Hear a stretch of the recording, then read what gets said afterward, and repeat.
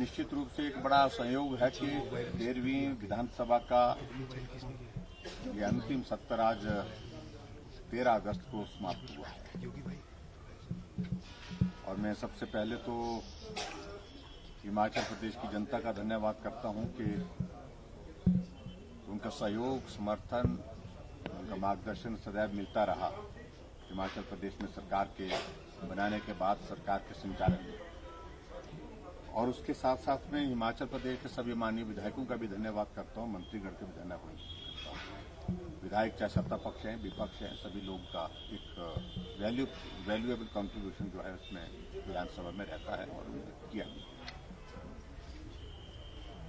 स्वाभाविक रूप से जो हमने एक प्रयत्न किया है कि इस हिमाचल प्रदेश में अपने कार्यकाल में कुछ चीजें इस प्रकार से करने की कोशिश करें जो हिमाचल की संस्कृति, हिमाचल के संस्कार, अगर हम देवभूमि हिमाचल प्रदेश को कहते हैं तो उसके अनुरूप हम कार्य में अपने उन चीजों को भी जोड़ें, उन चीजों के साथ आगे बढ़ें। इसलिए हमने हिमाचल प्रदेश में, आपने देखा होगा कि जो एक परिस्थितियां बन रही थी, कई वर्षों से हम देख रहे थे हिमाचल प्रदेश में कि बदले की भावना से, प्रतिशोध की भावना से कुछ चीजें होती थी, बहुत ज्यादा नहीं होती थी लेकिन फिर भी होती थी। हमने उन सारी चीजों पर रोकने की कोशिश की और हिमाचल प्रदेश सब मिलकर के हम आगे बढ़े, उसमें हम काफी हद तक सफल हुए। हिमाचल प्रदेश के हर क्षेत्र का विकास हो, उस दृष्टि से हमने प्रयत्न किया। नए इनिशिएटिव हिमाचल प्रदेश में लेकर के हम आगे बढ़कर के काम करें, गरीब के करीब रह करके काम करने की एक पद्धति हमने डेवलप की और उस पद्धति के अनुरूप मैं कह सकता हूं कि हमने अपनी ओर से जो परिस्थितियां, जो संसाधन हमारे पास उपलब्ध थे, गरीब आदमी की मदद करने की विभिन्न योजनाओं के माध्यम से कोशिश की है, उसमें हम सफल भी हुए। और मैं समझता हूं कि अपनी ओर से जो बेस्ट पॉसिबल जो किया जा सकता था, ऐसे संकट में जब कोविड का दौर था, ऐसे दौर में मुझे लगता है कि वो बहुत बड़ी एक चुनौती थी। उस चुनौती से पूरे हिमाचल प्रदेश के लोगों के आशीर्वाद से हम पार हुए हैं और निश्चित रूप से इस बात को लेकर के एक बात हमारे दिल में जरूर रहेगी कि आज से पहले जितने भी मुख्यमंत्री हिमाचल प्रदेश में रहे उनको सामान्य परिस्थिति में कार्य करने का अवसर प्राप्त हुआ जो हमें नहीं मिला। चुनौतियों का दौर, कठिन परिस्थितियों का दौर और जीवन जब संकट में हो जाता तो आदमी बहुत परेशानी में होता है। तो ऐसे में कोविड के उस दौर ने हमें कामकाज में बाधित भी किया, प्रभावित भी किया, लेकिन फिर भी उस दौर से हिमाचल प्रदेश के सभी भाई और बहनों के आशीर्वाद से हम उसमें पार हुए हैं। और आज मुझे इस बात की खुशी है कि हिमाचल प्रदेश का हमारे वर्तमान कार्यकाल का जो ये मानसून सत्र का अंतिम दिन था, तो ये कार्यकाल का अंतिम दिन का सत्र जो है बहुत सौहार्दपूर्ण माहौल में पूर्ण हुआ है। और इसके बाद हम आने वाले समय में विधानसभा के चुनाव में जाएंगे। विधानसभा के चुनाव के बाद फिर नई परिस्थितियों में यहाँ पर हिमाचल प्रदेश में मिलेंगे, आप लोगों से भी मिलेंगे और आप सबका भी, मैं मीडिया जगत के सभी मित्रों का भी मैं आभार व्यक्त करता हूँ। आप सबका भी एक बहुत बड़ा कॉन्ट्रीब्यूशन, वैल्यूएबल कॉन्ट्रीब्यूशन जिसको मैं कह सकता हूँ, हिमाचल प्रदेश में हमें मिला है और उसके लिए मैं आप सबका आभार व्यक्त करता हूँ।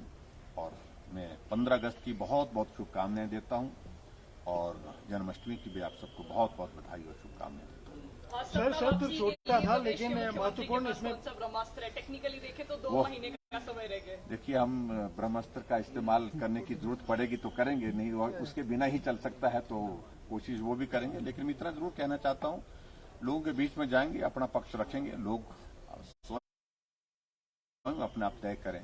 हिमाचल प्रदेश की जनता बहुत प्रबुद्ध है, समझती है, जानती है, जो भी निर्णय हिमाचल प्रदेश की जनता करेगी। लेकिन मैं इतना जरूर कहना चाहता हूं कि एक बात जो हमेशा यहां पर बात कही जाती है कि 5 साल का कार्यकाल बांट बांट करके करते हैं, तो अब की बार बांटने की स्थिति ना हो, तो हमने इस बार ये बात कही है कि इस रिवाज को बदलेंगे और इस रिवाज को निश्चित रूप से बदलेंगे। आदरणीय प्रधानमंत्री जी का हिमाचल के साथ बहुत स्नेह है, एक दिल का रिश्ता है। हिमाचल की प्रगति के लिए उनका एक बहुत बड़ा योगदान रहा है और उनके आशीर्वाद से, उनके मार्गदर्शन से और हिमाचल प्रदेश की जनता के शुभकामनाओं से, उनके आशीर्वाद से हिमाचल प्रदेश में फिर भारतीय जनता पार्टी की सरकार बनाएंगे, ऐसा मैं दावे के साथ कह सकता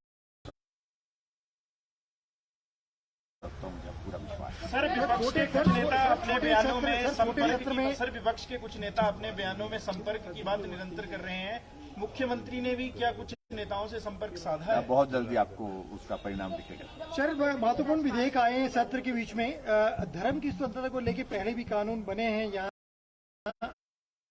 इसमें संशोधन किया गया। इसमें ऐसी क्या जरूरत आन पड़ी थी कि इसको दोबारा इसमें कुछ परिवर्तन लाने पड़े? और आपने कुछ जिक्र भी किया है कि सभी धर्मों के प्रति मेरा सम्मान है, लेकिन उसके बावजूद धर्म आस्था का विषय होना चाहिए और धर्म विश्वास का विषय होना चाहिए।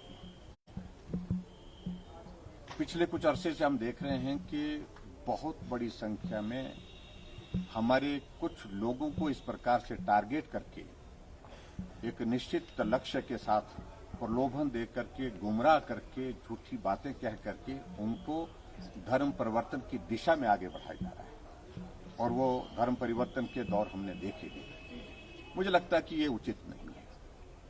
कोई स्वतः अपनी इच्छा से जाना चाहता है, परिवर्तन करना चाहता है, उसमें संविधान में व्यवस्था है, उसमें किसी प्रकार की कोई आपत्ति हमको नहीं, लेकिन छल कपट से प्रलोभन दे करके, गुमराह करके धर्म परिवर्तन की इस प्रक्रिया को रोकने की आवश्यकता है। और इसलिए हमने ये अब की बार जो ये बिल लाया, अमेंडमेंट लाई, विशेष तौर से 2006 में पहले लाया गया था, लेकिन उसमें बहुत कम प्रावधान थे, सख्ती नहीं थी और उसमें हमने महसूस किया कि इसमें और ज्यादा उसको थोड़ा स्ट्रिंजेंट रहना चाहिए, मजबूत करना चाहिए, थोड़ा उसको कठोर बनाना चाहिए। तो 2019 में हमारी सरकार बनने के बाद मैंने फिर विधानसभा में लाकर के उसमें अमेंडमेंट किया और आज हमने एक और अमेंडमेंट, कुछ और अमेंडमेंट उसमें की है और उन अमेंडमेंट्स के हिसाब से मैं कह सकता हूं कि संभवतः पूरे देश भर में वो प्रोविजन जो आज हमने जोड़े हैं किसी राज्य में नहीं होंगे।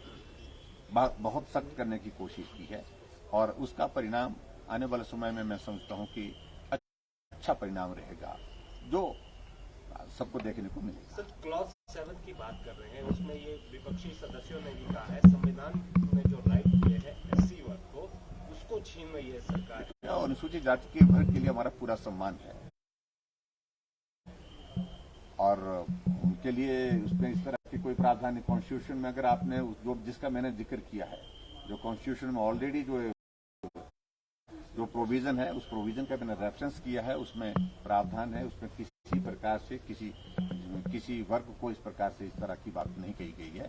और खास तौर से कोई व्यक्ति अपना धर्म छोड़ करके दूसरे धर्म में जाते हैं और दूसरे धर्म में जहां कोई क्रिश्चियन बनता है वहां पर वो कहते हैं कि हमारे यहाँ पर जाति पाति नहीं है, और दूसरे धर्म में जाते हैं तो वहां पर वो भी बोलते हैं हमारे भी यहाँ पर जाति पाति नहीं है। अगर जाति पाति अगर हिंदू धर्म में अगर मानी जाती है, इस बात को लेकर के मैं सिर्फ इतना ही कहना चाह रहा हूं कि उस सारे प्रोविजन में किसी जाति के खिलाफ कोई विषय नहीं है। सिर्फ एक ही बात है कि अगर कोई धर्म परिवर्तित कर रहा है और उस जाति के अनुरूप उसको कोई लाभ अगर मिलता है तो उस जाति के छोड़ने के बाद दूसरे धर्म में प्रवेश करने के पश्चात जो डिक्लेरेशन का जिक्र है तो उसमें स्वतः उसको जिक्र करना होगा कि मैं धर्म छोड़ करके जा रहा हूं, तो उसके लिए मेरी पात्रता नहीं रहेगी। मौजूदा सरकार का ये अंतिम सत्र जो है वो विधानसभा का रहा है और वहीं अगर देखें तो क्या विपक्ष को सरकार अपने जवाब से संतुष्ट कर पाई है? ये तो आप लोग तय करेंगे, लेकिन हमने पूरा संतुष्ट करने की कोशिश की और मैं दावे के साथ कह सकता हूं अविश्वास प्रस्ताव, नियम 67 के अंतर्गत चर्चा, ये तमाम चर्चाएं बहुत कम होती हैं विधानसभा। हमने अलाउ की है और अलाउ करने के साथ साथ में हमने विपक्ष को जो जिस प्रकार से जवाब देना था दिया और वो अपने आप संकट में महसूस कर रहे थे। Thank you.